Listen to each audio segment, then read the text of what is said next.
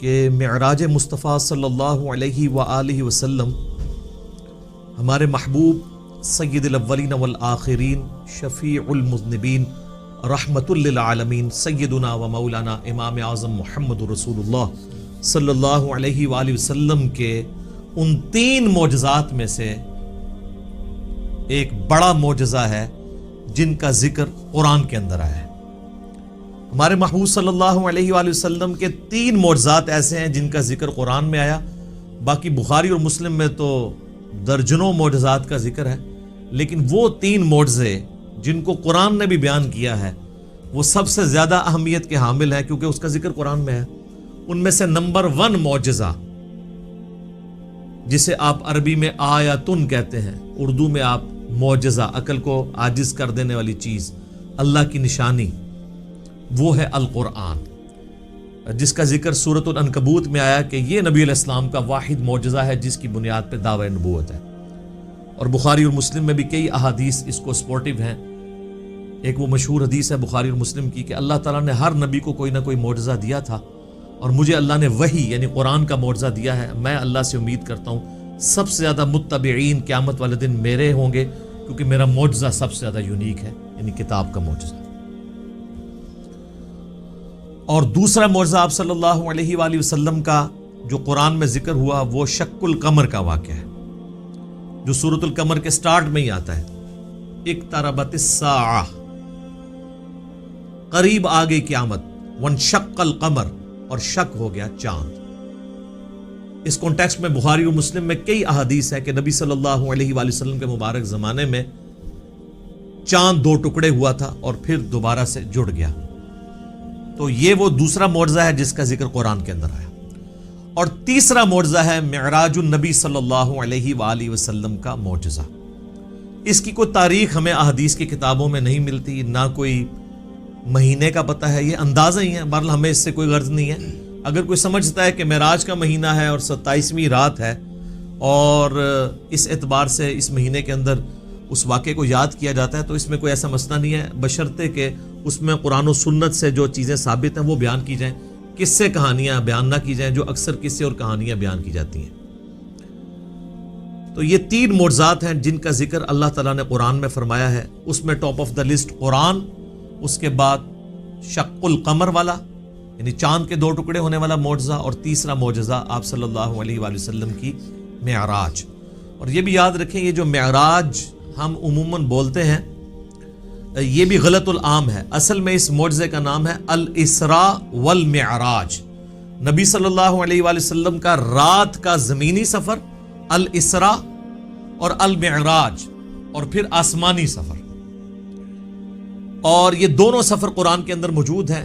جو زمینی سفر ہے الاسراء، وہ پارہ نمبر 15 ہمارا سٹارٹ اسی سے ہوتا ہے، سورہ بنی اسرائیل جو سورت نمبر 17 ہے اس کے آغاز میں ہی آتا ہے، اعوذ باللہ من الشیطان الرجیم، بسم اللہ الرحمن الرحیم، سبحان الذی اسری بعبدہ لیلا من المسجد الحرام الی المسجد الاقصی، پاک ہے وہ ذات جو اپنے بندے کو لے گئی راتوں رات مسجد حرام سے مسجد اقصی، ایک دور کی مسجد تک، جس کے ارد گرد برکتیں رکھی ہیں تاکہ ہم اپنے اس بندے خاص کو اپنی قدرت کی نشانیاں دکھائیں۔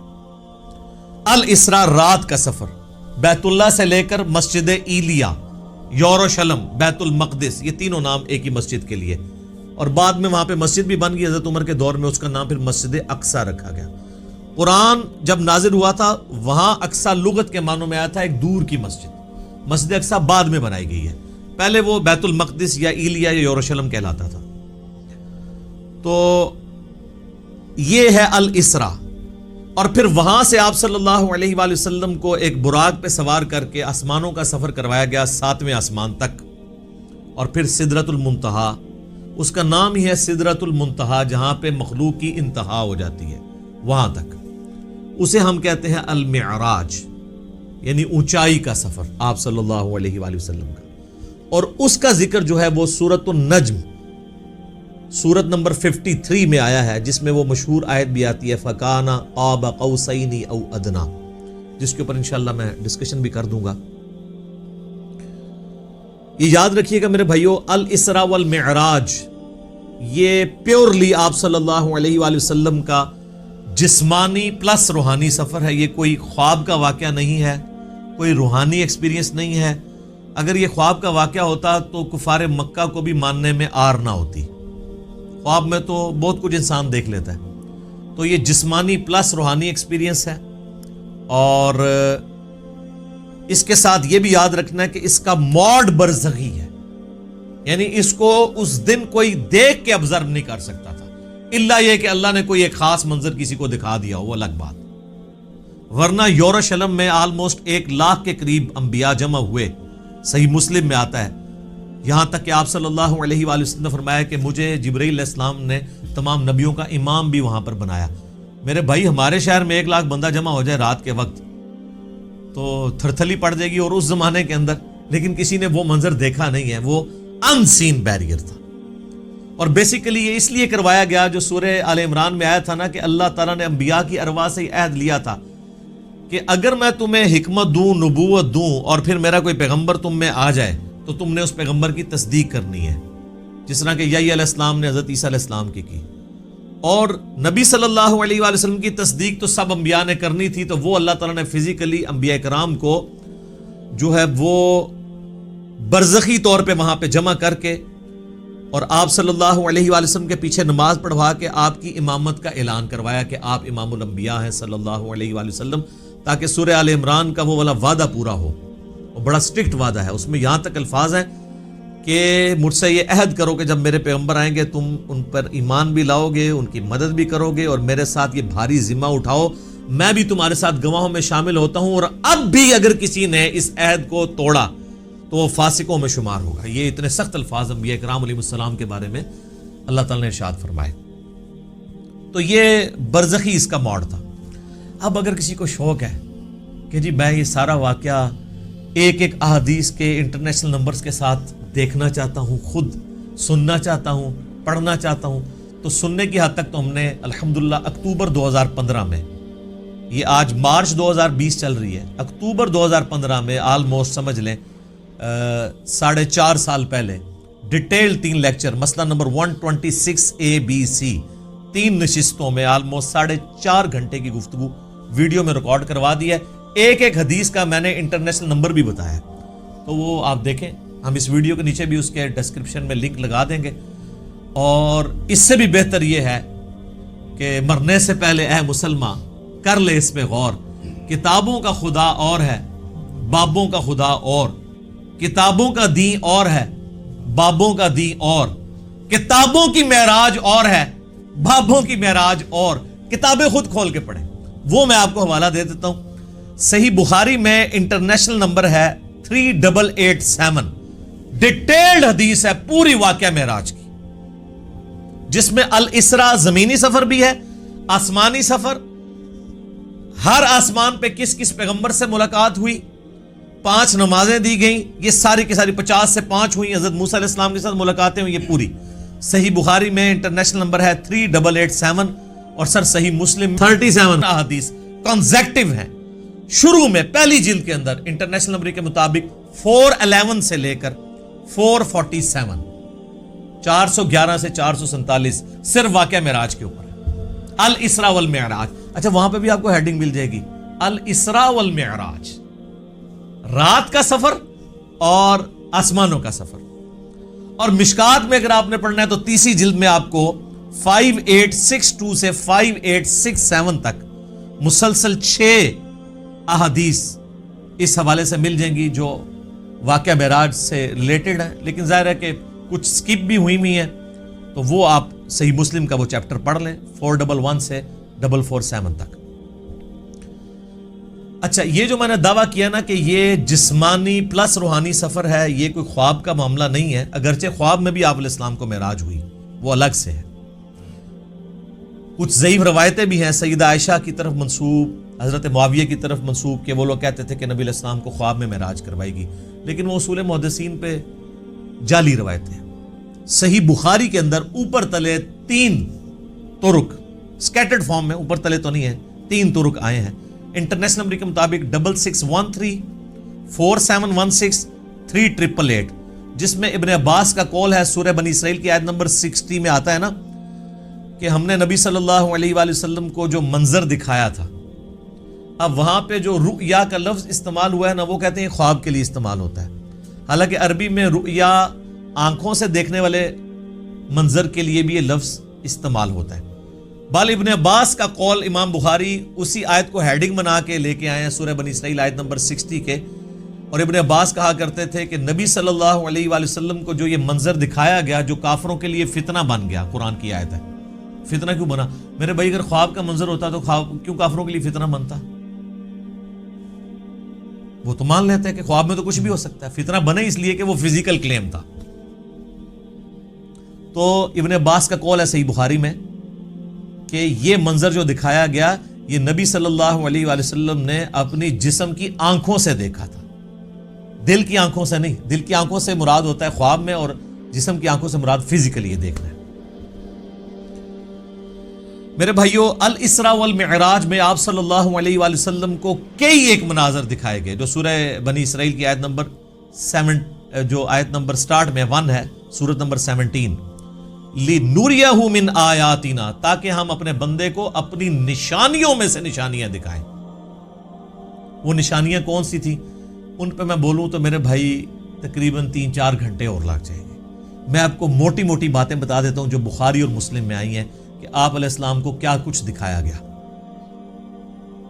نمبر 1 سٹارٹ ہوا شق الصدر سے. آپ علیہ السلام کا سینہ چاک کیا گیا، بخاری مسلم میں آتا ہے، اور جنت سے سونے کا تشت لا کے آب زمزم کا پانی ڈال کے جبرائیل علیہ السلام نے نبی علیہ السلام کا دل جو ہے وہ دھویا.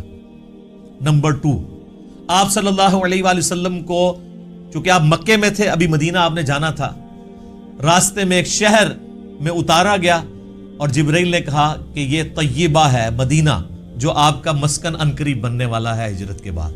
حضور کو اس وقت تک نہیں پتا تھا کہ یہاں سے تو میری دعوت جو ہے وہ ایسی لانچ ہوگی کہ رومن اور پرشین امپائر بھی کچھ نہیں جائیں گی.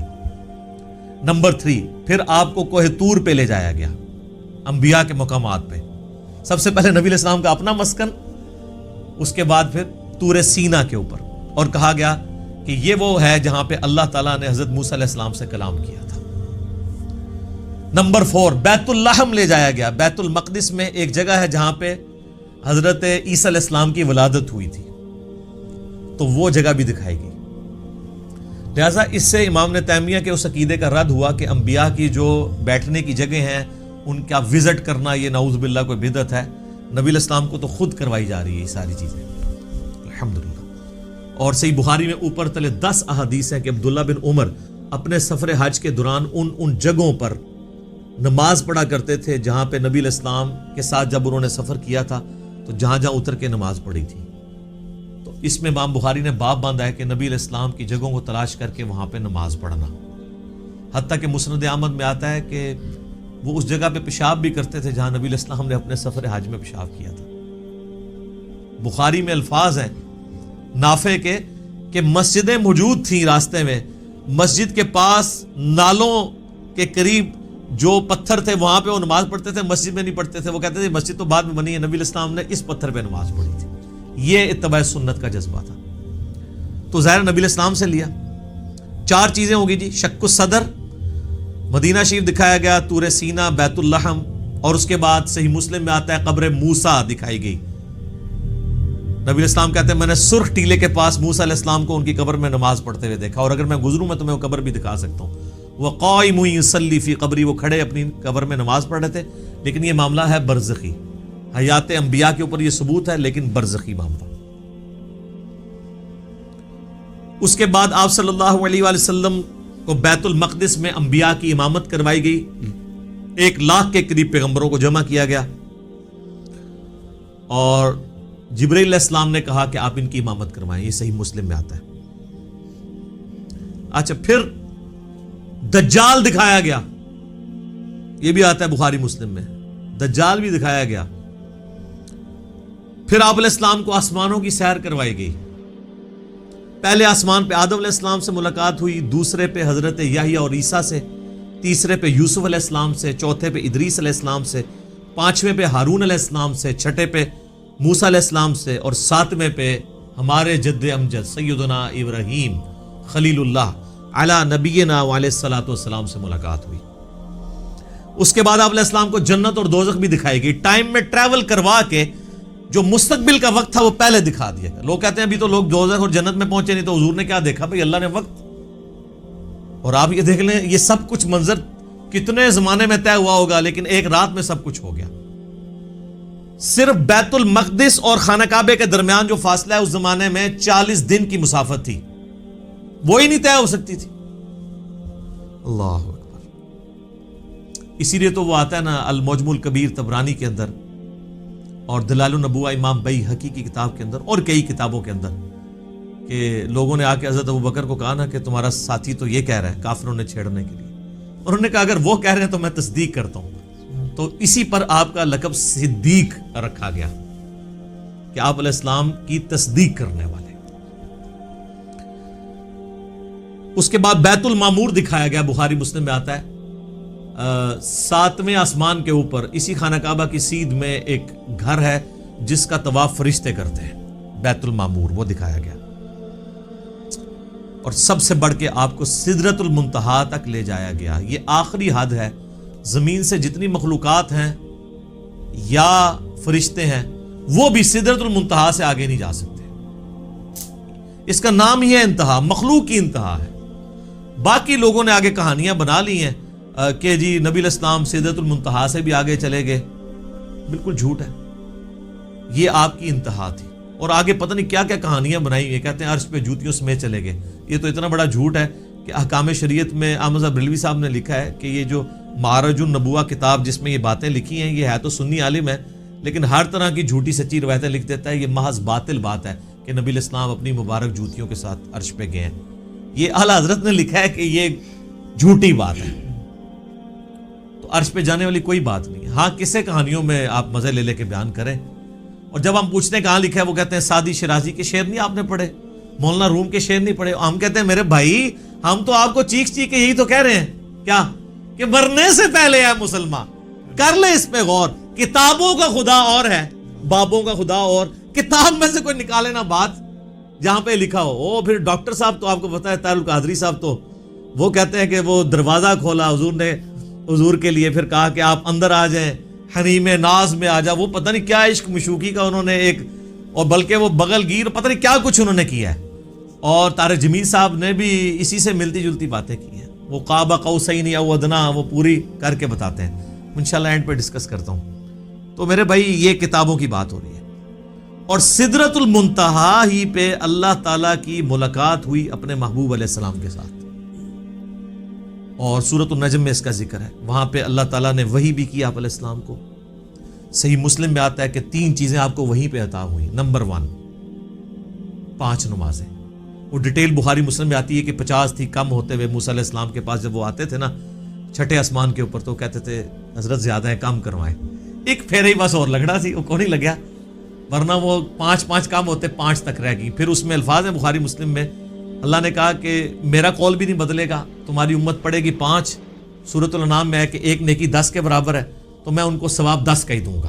ایک کے بدلے 10 کا, تو نمازیں 50 کے ہی ثواب ملے گا 5 کے گیز میں. دوسرا تحفہ دیا گیا سورۃ البقرہ کی آخری 2 آیات. صحیح مسلم میں آتا ہے آمن الرسول بما انزل الیہ من ربہ والمؤمنون.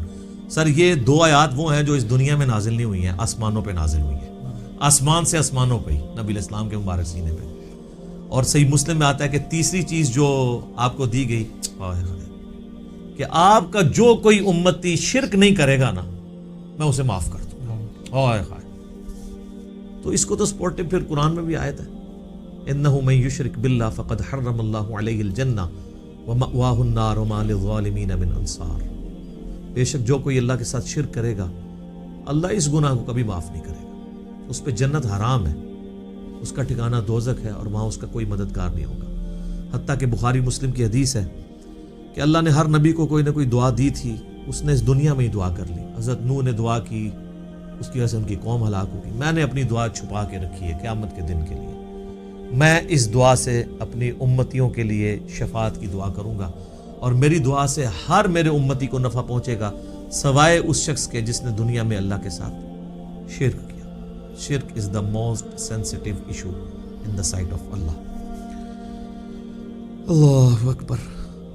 تو یہ 3 گفٹ آپ علیہ السلام کو ملے: 5 نمازیں، سورۃ البقرہ کی آخری 2 آیات، اور جو شرک نہیں کرے گا اس کی مغفرت.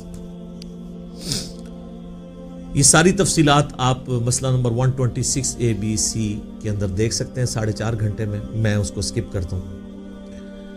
الاسراء والمعراج میں جو معراج والا پورشن ہے، اس میں سب سے زیادہ کنٹروورشل چیز جو آپ نے سوال میں بھی کی، وہ ہے نبی علیہ السلام نے کیا شب معراج اللہ تعالیٰ کو دیکھا تھا یا نہیں.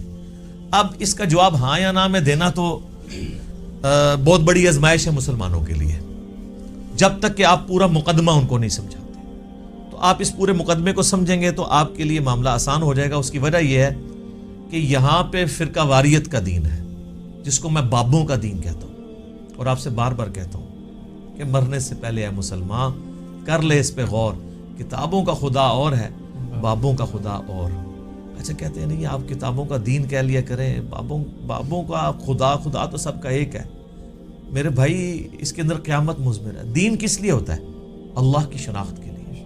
جب آپ کے بابوں نے اس اللہ کی شناخت ہی میں نہیں کروائی ہے جو پیغمبروں کے ذریعے اللہ نے کروائی تھی، تو ہم رونا روئیں گے نا کہ آپ کس اللہ کی بات کرتے رہے ہو. تو اصل چیز قیامت زور اس شعر میں تبھی ہے کہ کتابوں کا خدا اور ہے، بابوں کا خدا اور. اور دیکھ لیں ہلچل مچی اس کی وجہ سے ہے. اگر میں کہتا کتابوں کا دین اور ہے بابوں کا دین اور، تو کسی کو کچھ نہیں تھا ہونا.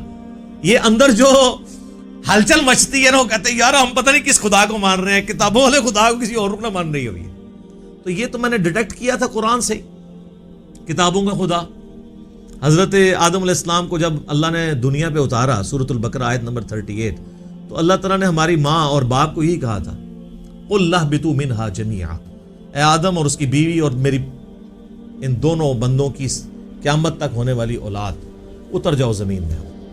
فَإِمَّا يَأْتِيَنَّكُم مِّنِّي هُدًى، یاد رکھنا اب جب کبھی بھی کوئی ہدایت کی کتاب تمہارے پاس آئے گی، انتظار کرنا کتابوں کا، بابوں کا نہیں، کتابوں کا جو پیغمبروں کے ذریعے آئیں گی. فَإِمَّا يَأْتِيَنَّكُم مِّنِّي هُدًى فَمَن تَبِعَ هُدَايَ فَلَا خَوْفٌ عَلَيْهِمْ وَلَا هُمْ يَحْزَنُونَ. جو ان کتابوں کی اس ہدایت کی پیروی کرے گا اس کو نہ کوئی خوف ہوگا نہ کوئی غم. وَالَّذِينَ كَفَرُوا وَكَذَّبُوا بِآيَاتِنَا اولئک اصحاب النار ہم فیہا خالدون. جو کوئی ہماری آیات کو جھٹلا دے گا، کفر کرے گا، اس کو جھٹلائے گا، تو وہ ہوں گے اہل جہنم، رہیں گے اس میں ہمیشہ ہمیشہ. اللہم اجرنا من النار آمین. اللہم من احییتہ منا فاحیہ علی الاسلام ومن توفیتہ منا فتوفہ علی الایمان آمین. تو اس لیے ہم کہتے ہیں کتابوں کا دین، بابوں کا نہیں. تو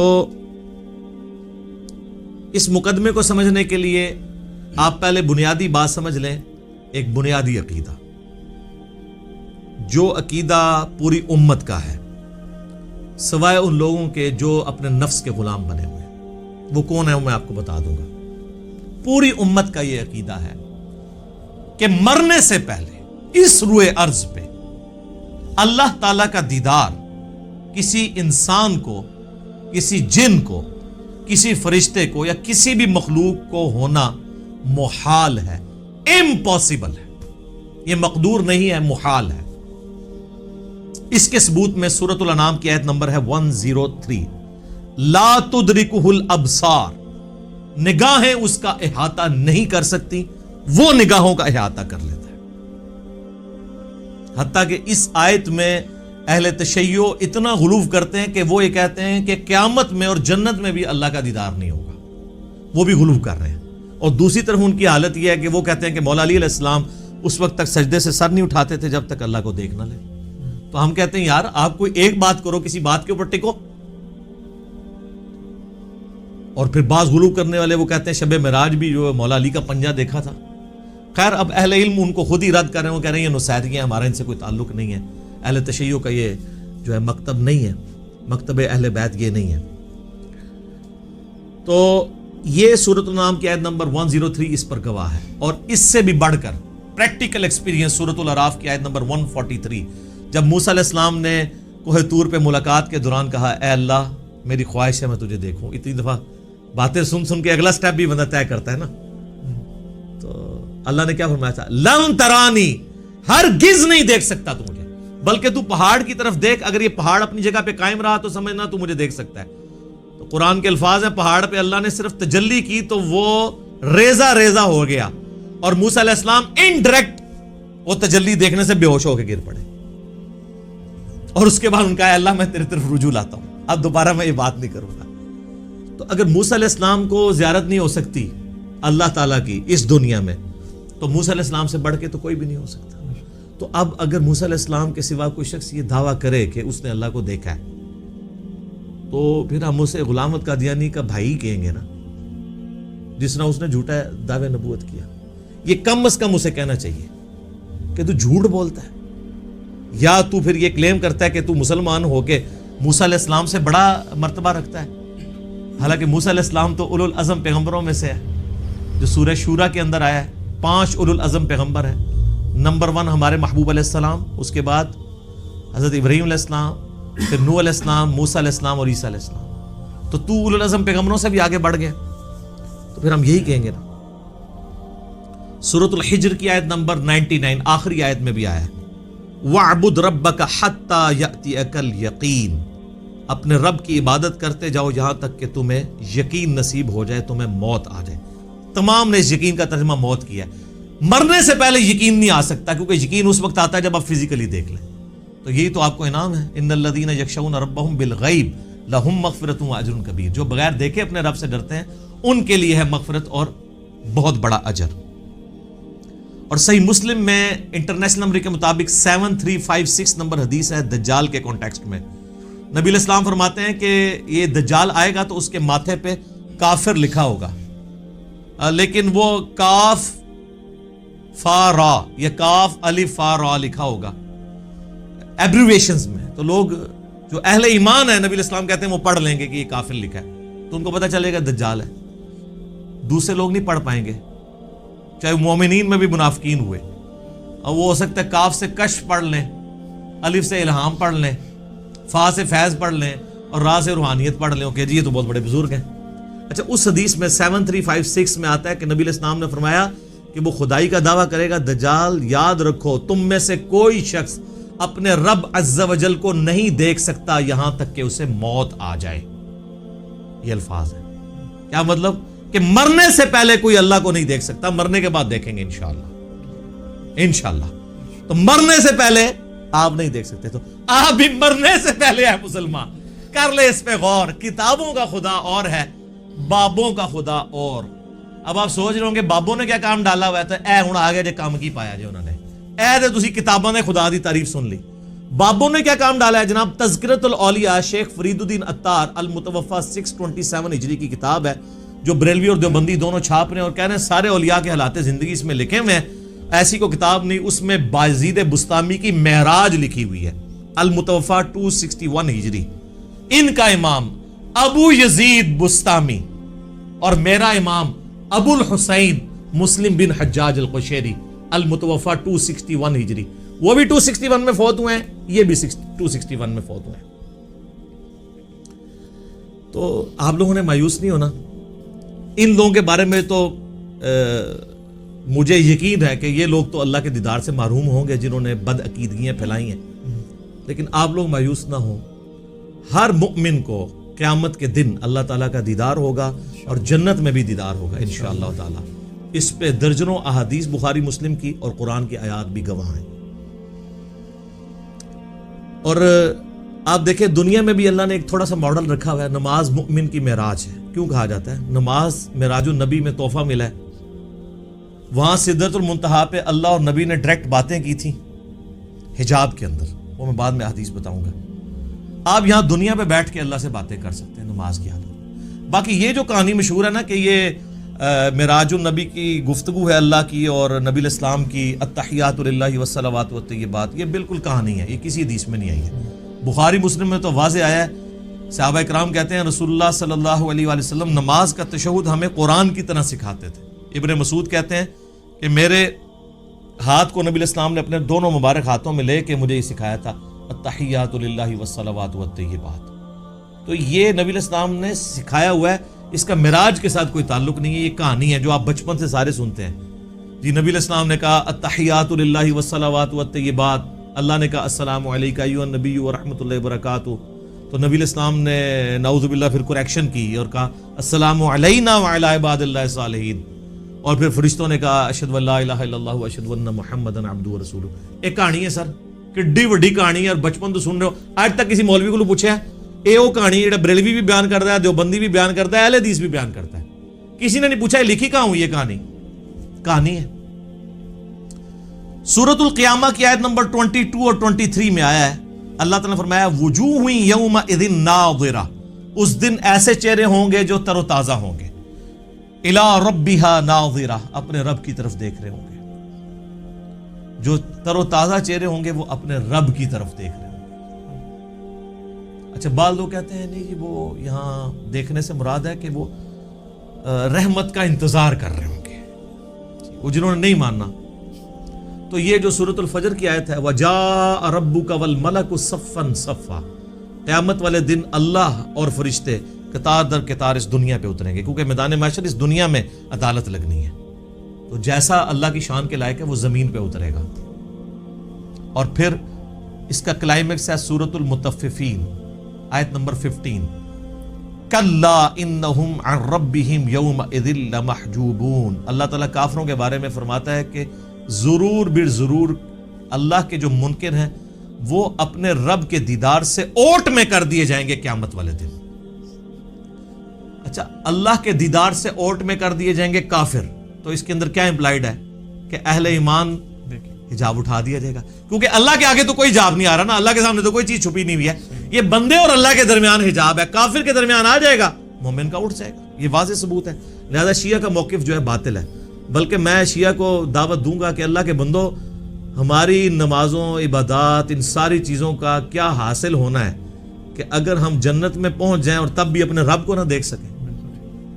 قرآن کی درجنوں آیات میں جو اللہ تعالیٰ بار بار کہتا ہے کہ بغیر دیکھے اپنے رب سے ڈرتے ہیں، تو یہ پردہ آخر اٹھنا ہے نا، کبھی اس دن اٹھنا ہے کہ جس دن اللہ تعالیٰ نے یہ امتحان میں آپ کو پاس کر دینا ہے کہ ہاں جی تم بغیر دیکھے ڈرتے تھے نا، اب اس کا انعام ہے، مجھے دیکھ لو. یہ تو امپلائیڈ ہے اس کے اندر، ورنہ تو دین کی لذت ہی ختم ہے اگر قیامت میں جنت میں اللہ کا دیدار نہیں ہے. بخاری مسلم میں درجنوں احادیث ہیں اسی کانٹیکسٹ میں جو سورۃ القیامہ کی آیت نمبر 22 ہے وجوہ یومئذ ناظرہ الی ربہا ناظرہ. اس آیت کے کانٹیکسٹ میں بخاری مسلم دونوں میں حدیث ہے. صحابہ کرام نے پوچھا یا رسول اللہ کیا ہم اپنے رب کو دیکھیں گے قیامت والے دن؟ آپ نے فرمایا تم ضرور اپنے رب کو دیکھو گے. 14ویں رات کا چاند جب چھایا ہوتا ہے اور کوئی بادل نہ ہو تو تمہیں اس چاند کو دیکھنے میں کوئی تکلیف محسوس نہیں ہوتی. سورج کو دیکھنے میں تکلیف ہوتی ہے، چاند کو دیکھنے میں نہیں ہوتی. بالکل اس طریقے سے تم اپنے رب کو بھی دیکھو گے اور تمہاری آنکھوں پہ کوئی سٹرین نہیں آئے گا، جیسا کہ اس کی شان کے لائق ہے. تم اپنے رب کو دیکھو گے انشاءاللہ تعالی. اور سر صحیح مسلم میں ایک بڑی رکت انگیز حدیث ہے. نبی علیہ السلام فرماتے ہیں جنتی جب جنت میں پہنچ جائیں گے نا تو اللہ تعالیٰ جنتیوں سے کہے گا کہ ہاں جی کوئی اور نعمت چاہیے؟ تو جنتی کہیں گے یا اللہ اس سے بڑی کیا نعمت ہے کہ تو نے ہمیں ہمیشہ کی دوزخ کے عذاب سے بچا لیا، ہمارے چہرے تر و تازہ کر دیے، ہمارا منہ مانگا انعام ہمیں دیا، ہمیشہ کی زندگی ہمیں دے دی، اس سے بڑی بھی ابھی کوئی نعمت باقی ہے؟ تو پھر اللہ تعالیٰ ان کو سرپرائز دیتے ہوئے اپنا اور بندوں کے درمیان حجاب اٹھائے گا اور لوگ اپنے رب کی زیارت کریں گے. اور جب وہ رب کو دیکھ لیں گے نا تو ان کو دنیا کی اور جنت کی ہر نعمت بھول جائے گی. وہ کہیں گے اصل نعمت تو یہ ہے، یہ اللہ نے سرپرائز میں رکھی ہوئی ہے جنت کے اندر. یہ صحیح مسلم میں حدیث ہے. پھر نبی علیہ السلام نے کہا کہ چاہو تو قرآن پڑھ کے دیکھ لو. سورہ یونس کی آیت نمبر 26 آپ نے تلاوت کی للذین احسنوا الحسنى وزیادہ. جو لوگ نیکوکار ہیں اللہ تعالیٰ ان کے لیے بہتر اجر رکھے گا اور کچھ بڑھ کے بھی دے گا. وہ کہتے ہیں کہ بڑھ کے جو دے گا وہ یہ ہے سب سے بڑھ کے اللہ کا دیدار انشاءاللہ تعالی. اور پھر صحیح مسلم کی وہی حدیث جو دجال والی میں نے بیان کی 7356 کہ تم میں سے کوئی اپنے رب عز و جل کو نہیں دیکھ سکتا یہاں تک کہ وہ مر نہ جائے. تو مرنے کے بعد انشاءاللہ تعالی اللہ کا دیدار ہوگا. اور مرنے سے پہلے ہے مسلمان کر لے اس پہ غور. کتابوں کا خدا اور ہے، بابوں کا خدا اور. اور یقین کر جب تو یہ غور کرے گا نا تو تیرے اندر سے آواز نکلے گی کیا کہ نہ میں وابی نہ میں بابی نہ میں سو کالڈ وابی تے نہ میں بابیاں دا دفاع کرنے والا بابی، میں ہوں مسلم علمی کتاب انشاءاللہ تعالی۔ البتہ میرے بھائیو اس کائنات میں ایک ہستی ایسی ہے جسے اللہ تعالیٰ نے اس دنیا میں خواب کی حالت میں اپنا دیدار عطا کیا اور اس اعتبار سے باقی ساری مخلوقات پہ فوقیت دی، اور وہ ہمارے محبوب سید الاولین والآخرین شفیع المذنبین رحمت للعالمین سیدنا و مولانا امام اعظم محمد رسول اللہ صلی اللہ علیہ وآلہ وسلم کی مبارک ذات ہے۔ اور یہ تو نبی الاسلام کے بارے میں خواب میں زیارت والا معاملہ، یہ تو میں حدیث آپ کو بعد میں بیان کرتا ہوں۔ آپ کے بابوں نے یہ دعویٰ امام حنیفہ کے لیے بھی کیا، وہ کہتے ہیں 100 دفعہ خواب میں زیارت ہوئی ہے۔ امام بن حنبل کے بارے میں تو فضائل اعمال کے اندر لکھا ہے کہ خواب میں اللہ کو دیکھا اور پوچھا کہ اللہ جی میں آپ کا قرب چاہتا ہوں تو کس چیز سے حاصل کروں، تو اللہ نے فرمایا قرآن سے۔ تو اگے امام بن حنبل نے کہا کہ اللہ سمجھ کے کہ بغیر سمجھ کے، تو اللہ نے کہا کہ چاہے سمجھ کے چاہے بغیر سمجھ کے، کڈی کہانی خواب سے ایہی چیز لینی تھی۔ تو سر اس پہ میری 100 نمبر مجلس دیکھ لیں، کتابوں کا خدا اور ہے، بابوں کا خدا اور۔ میں آج اس کی انجینئرنگ نہیں کرتا، بل یہ فضائل اعمال کے اندر یہ لکھا ہوا ہے، فضائل ذکر والے چیپٹر کے اندر، کہ امام احمد بن حنبل نے بھی اللہ کو دیکھا ہے خواب میں۔ بالکل کہانی ہے، اگر یہ کوئی چیز ہوتی تو یہ پیکج موسیٰ علیہ السلام کو آفر ہوتا، جو سورۃ الاعراف کی آیت نمبر 143 میں کیٹاگوریکل ڈینائی آ گیا، لن ترانی، تو نہیں دیکھ سکتا، ٹھیک ہے، فزیکلی تو کوئی دیکھ سکتا، خواب میں بھی صرف نبی علیہ السلام کی خصوصیت ہے۔ اور وہ حدیث ہے میرے بھائیوں جامعہ ترمذی میں انٹرنیشنل نمبر کے مطابق 3235، یہ حدیث مسند امام احمد میں بھی ہے، مشکات المصابیح میں 748 نمبر ہے پہلی جلد کے اندر، اور یہاں خواب کا ذکر ہے۔ اور یاد رکھیے گا سورہ الصافات کی آیت نمبر 100 سے لے کے 103 تک آتا ہے نا کہ ابراہیم علیہ السلام کو اللہ نے خواب میں بیٹے کی قربانی کا حکم دیا تھا۔ انبیاء کے خواب وحی الہی ہوتے ہیں۔ بخاری مسلم میں کئی احادیث ہیں کہ نبوت کا 46واں حصہ خواب ہے، نبیوں کو جو خواب دکھایا جاتا ہے وہ ڈیفینیٹلی وحی الہی ہوتا ہے۔ باقی بخاری مسلم میں آتا ہے کہ نبیوں کے علاوہ جو ہے وہ اللہ کی طرف سے بھی ہو سکتا ہے، شیطان کی طرف سے بھی ہو سکتا ہے، نفس کی طرف سے بھی ہو سکتا ہے۔ تو یہ ترمذی میں جو حدیث ہے، مسند احمد میں بھی، مشکات المصابیح میں بھی، اور اس حدیث کے ساتھ امام ترمذی نے لکھا ھذا حدیث حسن صحیح، یہ حدیث حسن صحیح ہے۔ اور امام ترمذی نے ساتھ لکھا کہ میں نے اپنے استاد امام محمد بن اسماعیل بخاری، امام بخاری سے پوچھا تو انہوں نے بھی فرمایا کہ یہ حدیث صحیح ہے، اگرچہ بخاری میں نہیں ہے لیکن اس حدیث کو امام بخاری نے بھی صحیح کہا ہے، امام ترمذی نے بھی صحیح کہا، شیخ البانی نے بھی صحیح کہا، شیخ شعیب ارنوت نے بھی صحیح کہا، شیخ زبیر لیزئی نے بھی صحیح کہا رحمہم اللہ اجمعین۔ بڑی لمبی حدیث ہے، میں اکثر بیان کرتا ہوں، جس میں نے وہ دعا بھی آپ کو بار بار کہی ہے کہ یاد کرو، اللہم انی اسألک فعل الخیرات و ترک المنکرات۔ اس میں الفاظ ہیں جو آج کی ضرورت ہے کہ میں نے خواب میں اپنے رب کو بڑی خوبصورت صورت میں دیکھا، اور پھر یہ بھی الفاظ ہیں کہ اللہ تعالیٰ نے میرے دونوں شانوں کے درمیان اپنا ہاتھ مبارک رکھا، اور میں اس کی تشبیہ بھی نہیں دوں گا کیونکہ لیس کمثلہ شیء، اللہ کی مثل کوئی شے نہیں، حتیٰ کہ میں نے اس کی انگلیوں کے پوروں کی ٹھنڈک اپنے قلب پہ محسوس کی جیسا کہ اس کی شان کے لائق ہے۔ باقی لمبی حدیث ہے لیکن اس میں سے یہ پورشن میں نے بیان کرنا تھا کہ خواب میں نبی علیہ السلام کو زیارت ہوئی ہے۔ اب یہاں پہ یاد رکھیے گا ایک بہت میں آپ کو کریٹیکل پوائنٹ دینے لگا ہوں، اگر کوئی شخص اللہ ہی کو دیکھ لے تو اب کائنات میں کوئی غیب ایسا رہ گیا جو اس کے لیے اٹریکٹیو ہو، اس سے بڑی تو کوئی چیز نہیں۔ تو پھر قیامت والے دن نبی علیہ السلام کے لیے اللہ نے کیا انعام رکھا ہوا ہے؟ آپ کو تو دنیا میں مل گیا سب کچھ، ہمیں تو کہا گیا نا سورۃ الملک آیت نمبر 12 میں، ان الذین یخشون ربهم بالغیب لہم مغفرۃ و اجر کبیر، جو بن دیکھے اپنے رب سے ڈرتے ہیں ان کے لیے مغفرت اور بہت بڑا اجر ہے۔ اور آپ نے سن لیا کہ جنت میں اللہ کا دیدار، قیامت میں اللہ کا دیدار۔ تو نبی علیہ السلام نے اگر دنیا میں ہی اللہ کو دیکھ لیا تو نبی علیہ السلام کے لیے پھر کون سا نام رہے گا؟ اس کے اندر امپلائیڈ ہے کہ نبی علیہ السلام کے لیے انعام یہ ہے کہ دنیا میں دیکھا ہے خواب کی حالت میں، فزیکل ہی نہیں دیکھا، دل کی آنکھوں سے دیکھا ہے۔ فزیکل دیکھنا ابھی باقی ہے ان کا بھی، وہ حضور کے لیے ابھی بھی غیب کی چیز ہے، تو آپ علیہ السلام کے لیے بھی انعام باقی ہے۔ تو جو لوگ اس دنیا میں حضور کا فزیکل دیکھنا مانگتے ہیں یا شب معراج فزیکل دیکھنا مانگتے ہیں، تو ان کے لیے علمی چیلنج ہے کہ پھر بتاؤ کہ نبی علیہ السلام کے لیے قیامت اور جنت میں اور کون سا انعام ہوگا اس سے بڑھ کے، اگر آپ اپنا سب سے بڑا انعام پہلے ہی اویل کر چکے ہیں۔ اور یہ پوائنٹ جس شخصیت نے ہائی لائٹ کیا ہے، میں اس کا کریڈٹ اسی کو دیتا ہوں، مولانا اسحاق صاحب رحمہ اللہ تعالی، المتوفی 213 عیسوی مطابق 28 اگست 2013، انہوں نے یہ چیز ہائی لائٹ کی تھی، اور یہ میں نے نہ آج تک کسی کتاب میں پڑھی نہ کسی اسکالر سے سنی۔ اسکالر نے بیچارے نے کیا بیان کرنا ہے، یہ مولانا اسحاق کو کریڈٹ جاتا ہے کہ انہوں نے یہ ایسا علمی، آپ کہتے ہیں وہ جس طرح وہ تاش میں کہتے ہیں نا یکا پھینکنا، کہ بتاؤ کہ اگر حضور نے بھی اللہ تعالیٰ کو فزیکلی دیکھ لیا جو تمہارا کلیم ہے، تو حضور علیہ السلام کے لیے تو اب کوئی چیز نہیں رہے گی باقی۔ تو خواب میں ہی دیکھا، فزیکلی نہیں دیکھا، شب معراج بھی دیکھا تو پردے میں دیکھا، فزیکلی نہیں دیکھا۔ وہ انشاءاللہ اب میں اس کے اوپر ڈسکشن کرتا ہوں آخر میں۔ شب معراج میں صحابہ کرام علیہم رضوان کی 3 آراء پائی جاتی ہیں دیدار خداوندی عز و جل کے حوالے سے۔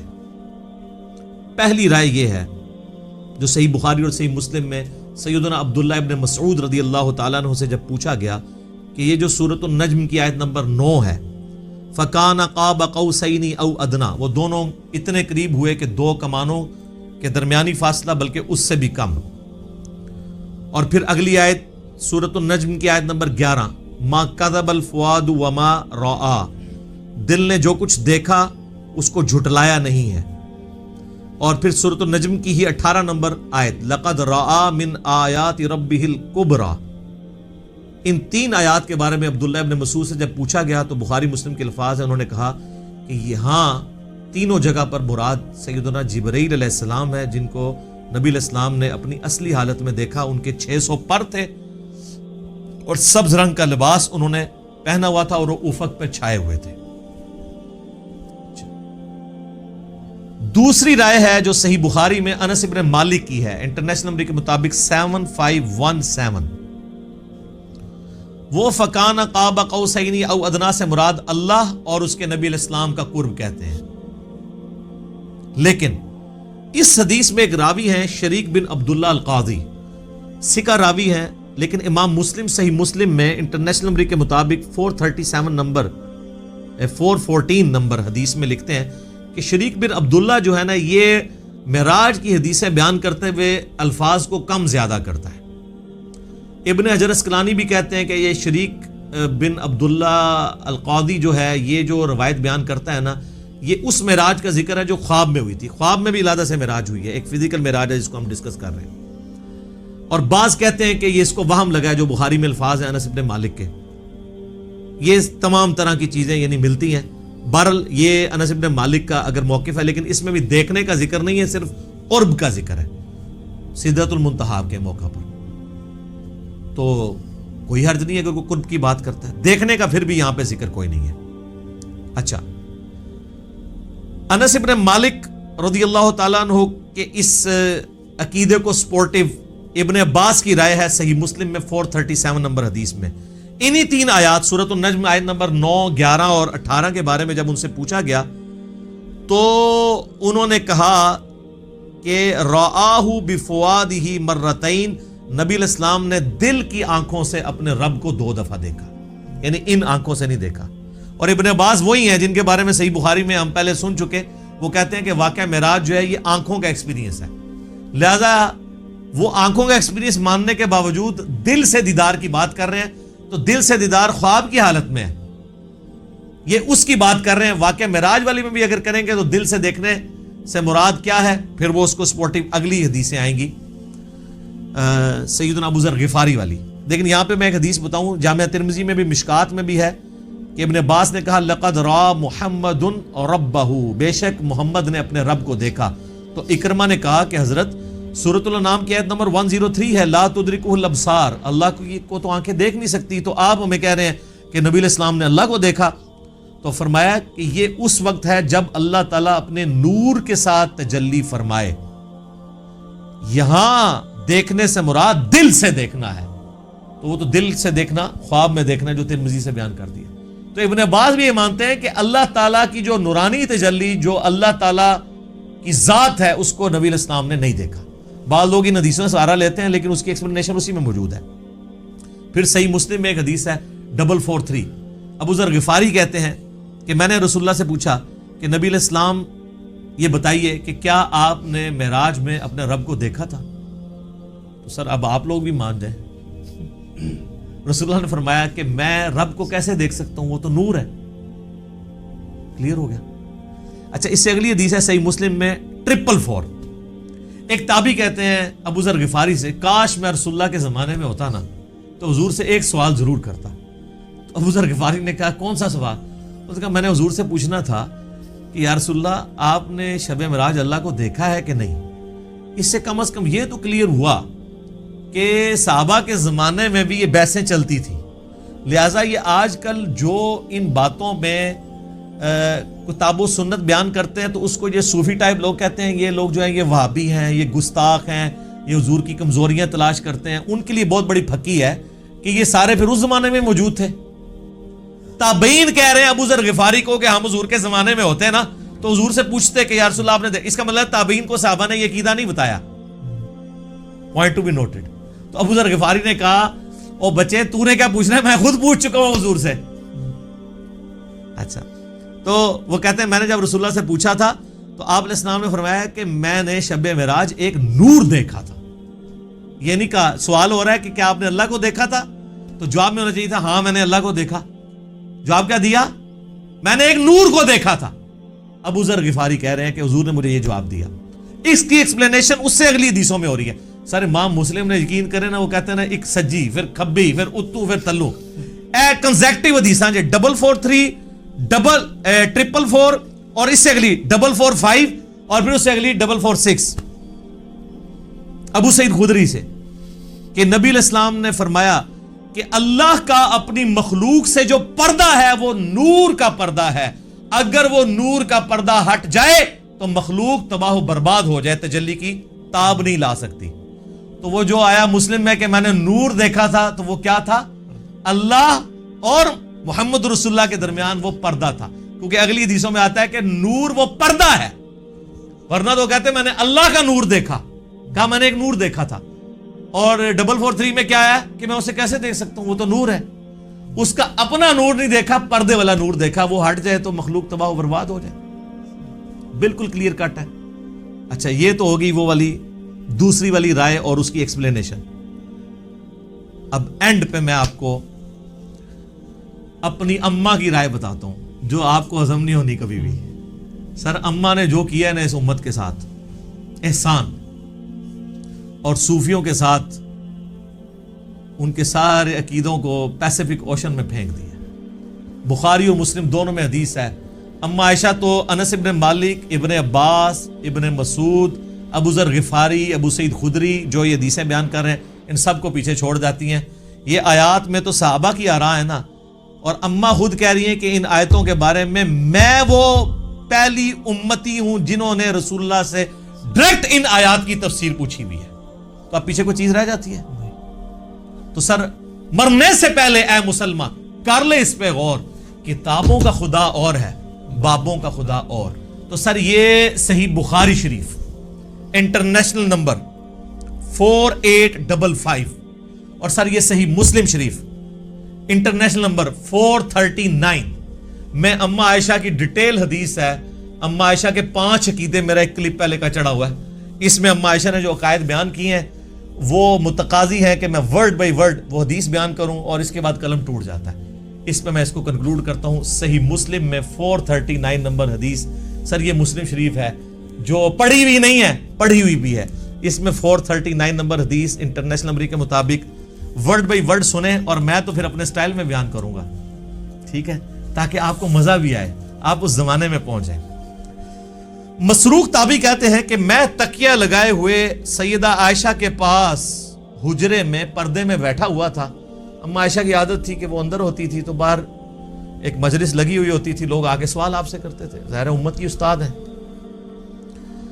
تو ایک دن اچھا اما عائشہ کا بڑا پیار تھا اس مسروق تابعی کے ساتھ. اور یہ بھی اتنا لاڈلا تھا، اس نے اپنی بیٹی کا نام بھی عائشہ رکھا ہوا تھا. یہ بڑا مشہور تابعی ہے، بخاری مسلم میں درجنوں احادیث ہے ایسے. تو کہتے ہیں کہ ایک دن میں تکیہ لگائے بیٹھا تھا تو اماں نے اندر سے آواز دی اور کہا اے ابو عائشہ. یہ پیار سے بلایا، کنیت. یہ یعنی عرب میں جب کسی کو پیار سے بلانا ہوتا تھا اس کا نام نہیں لیا جاتا تھا، کنیت کے ساتھ بلایا. اے ابو عائشہ، جو بھی 3 باتوں میں سے کسی ایک کا بھی قائل ہوا اس نے اللہ پہ بہت بڑا جھوٹ باندھا.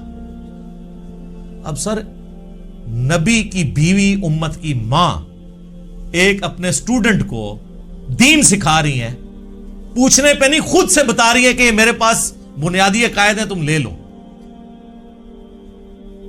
اب وہ مسروق تابعی کہتے ہیں میں تکیہ لگا کے بیٹھا ہوا تھا تو میں سیدھا ہو گیا کہ کون سی 3 باتیں ہیں جو اللہ کے اوپر کوئی باندھ دے تو وہ جھوٹا ہے، کہیں میرے اندر نہ پائی جاتی. آپ پہ تو فرق نہیں پڑتا، آپ کے آگے سے قرآن گزر جائے، بخاری گزر جائے، مسلم گزر جائے، کیوں؟ وہ آپ بابوں کے دین کے اوپر ہیں. تو اس لیے ہم آپ سے ریکویسٹ کرتے ہیں کہ مرنے سے پہلے اے مسلمان کر لے اس پہ غور. کتابوں کا خدا اور ہے، بابوں کا خدا اور جب تو غور کرے گا تیرے اندر سے آواز اٹھے گی، کیا کہ نہ میں وابی، نہ میں بابی، میں ہوں مسلم علمی کتابی.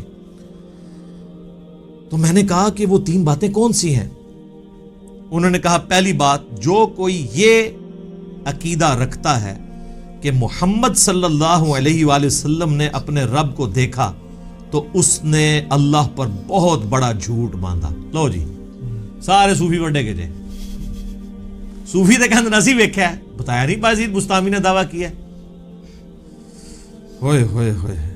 مسروق کہتے ہیں میں تکیہ لگائے بیٹھا تھا، جیسے ہی میں نے یہ بات سنی میں اٹھ کے بیٹھ گیا.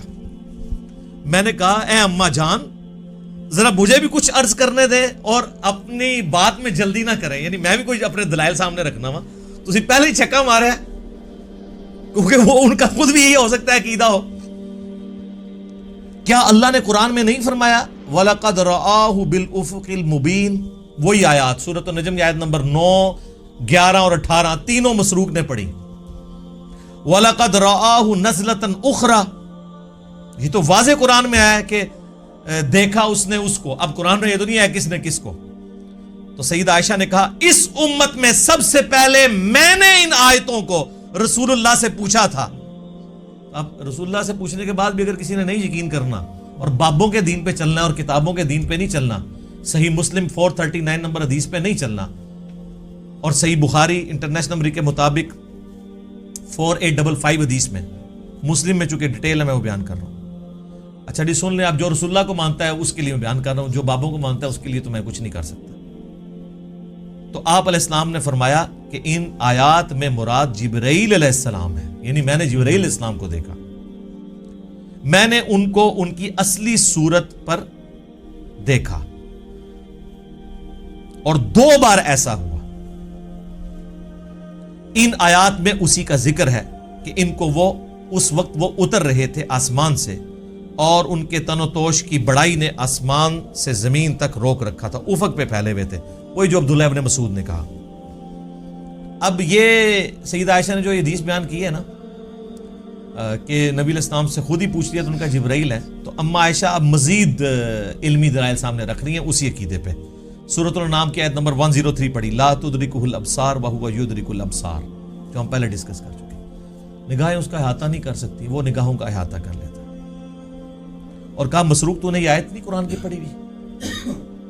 اور کیا تو نے یہ نہیں سنا کہ اللہ فرماتا ہے وَمَا كَانَ لِبَشَرٍ أَن يُكَلِّمَهُ اللَّهُ إِلَّا وَحْيًا أَوْ مِن وَرَاءِ حِجَابٍ أَوْ يُرْسِلَ رَسُولًا. سورہ شورى کی آیات کہ کسی انسان کی تو یہ اہلیت ہی نہیں ہے کہ اللہ تعالیٰ اس سے کلام کرے سوائے اس کے کہ اس پہ وحی کر دے، یعنی چپکے سے اس کے دل میں بات ڈال دے، یا حجاب میں گفتگو کرے جس طرح کہ سدرۃ المنتہا پہ ہوئی، یا اس کی طرف کوئی رسول بھیجے یعنی جبرائیل علیہ السلام کو پیغمبر. تو حضرت عائشہ نے اپنی دلیل میں رسول اللہ کی بات بھی کی اور قرآن کی آیات بھی کوٹ کی، اور اماں تو سیدھی آیتیں ہی کوٹ کرتی تھی، حدیث بھی کوٹ کی ہے نا، کہ اماں منکرین حدیث میں سے تھی نہیں، پہلے انہوں نے حدیث کوٹ کی ہے، بعد میں قرآن کی آیات کوٹ کی ہے. مسروق دوسری بات یہ ہے کہ جو کوئی خیال کرے کہ رسول اللہ صلی اللہ علیہ وآلہ وسلم نے اللہ کی کتاب میں سے کچھ حصہ چھپا لیا تھا تو اس نے بڑا جھوٹ باندھا. اب ایسی سلسلہ خاص گلاں خاص نوں میرا پچھلے دن کلپ ریکارڈ ہو گیا حضرت ویسے کرنی والا اور علم لدنی والا حضرت خضر علیہ السلام والا، وہ دیکھ لو، میں ساری کہانیاں نہ دکھو لین، تخت بلقیس والا بھی دیکھ لیں، سب کچھ ٹھپے گئے نے۔ تو اما عائشہ کہتی ہیں جس نے کہا نا رسول اللہ نے کچھ چھپا لیا تھا، یہ بھی کہتے ہیں خاص باتیں خاص لوگوں کو بتائی تھی، اس نے بھی اللہ پر جھوٹ باندھا۔ کیا تم نے قرآن میں اللہ کا فرمان نہیں سنا، یا ایھا الرسول بلغ ما انزل الیک من ربک وان لم تفعل فما بلغت رسالتہ، اے رسول اللہ جو آپ کی طرف نازل ہوا ہے اللہ کی طرف سے وہ اپنی امتیوں تک پہنچا دیں، اور اگر آپ نے نہ پہنچایا اس کو تو آپ نے رسالت کا حق نہیں ادا کیا۔ تو رسول اللہ نے سارا دین سب کو ٹرانسفر کیا۔ علم لدنی پہ میرا حضرت خضر علیہ السلام والا کلپ دیکھ لیں، میں نے پوری ان کی کہانیاں کھول کھول کے بیان کی ہیں بخاری مسلم سے، وہاں بھی آیت کوٹ کی تھی۔ اچھا، اور پھر کا مسروق تیسرا عقیدہ یہ ہے کہ جو کوئی کہے کہ رسول اللہ یہ جان لیتے تھے کہ کل کیا ہونے والا ہے، یعنی آئندہ کا حال، علم غیب، تو اس نے بھی اللہ پر جھوٹ باندھا، کیونکہ اللہ تعالیٰ قرآن میں فرماتا ہے قُلْ لَا يَعْلَمُ مَنْ فِي السَّمَاوَاتِ وَالْأَرْضِ الْغَيْبِ إِلَّا اللَّهُ، اے نبی فرما دو آسمانوں اور زمین میں غیب کو کوئی نہیں جانتا سوائے اس کے۔ ہاں اس کے بتانے سے اگر کوئی غیبی خبر دے وہ الگ معاملہ ہے، لیکن مطلقاً علم الغیب اس کے ساتھ خاص ہے، عالم الغیب وہ ہے۔ اماں نے جناب تینوں عقیدے کلیئر کرتے، اور یہ بھی کہا کہ رسول اللہ صلی اللہ علیہ وآلہ وسلم سے میں نے خود تصدیق کی ہے، اور پھر قرآن کی آیات بھی کوٹ کی۔ تو ہم تو یہی کر سکتے تھے کہ کھول کھول کے چیزیں بیان کر دیتے، میرے خیال ہے اس کے بعد کوئی گنجائش نہیں رہی ہے۔ میں نے اس پہلے سوال کو تفصیلاً اس لیے بیان کیا تاکہ کسی کے ذہن میں اگر کوئی وسوسہ ہے تو وہ کلیئر ہو جائے، کیونکہ یہ رجب المرجب کا آخری عشرہ ہے، معراج کے اوپر باتیں ہو رہی ہیں، انشاءاللہ ہماری یہ ویڈیو اپلوڈ ہوگی۔ اور اب میں کیا کروں میرے بھائی، اتنے میں فی البدی حوالے اس میں دے دیتا ہوں کہ اس کے اوپر پھر ہمیں ریفرنسز لگاتے ہوئے ڈزنز آف ورکنگ آور چاہیے ہوتے ہیں۔ تو بال میں نے اوورآل آپ کو ایک پورا جہاں پہ کریٹیکل نمبرز سے وہ بتا دیے، اور حوالے ہم اس میں نہ بھی لگائیں، آپ خود ان حوالوں تک پہنچ جائیں گے۔ اللہ تعالیٰ سے دعا ہے کہ ہمیں معراج مصطفیٰ صلی اللہ علیہ وآلہ وسلم کے بارے میں صحیح عقیدہ رکھنے کی توفیق عطا فرمائے، اور کتاب و سنت والا عقیدہ رکھنے کی توفیق عطا فرمائے، آمین ثم آمین۔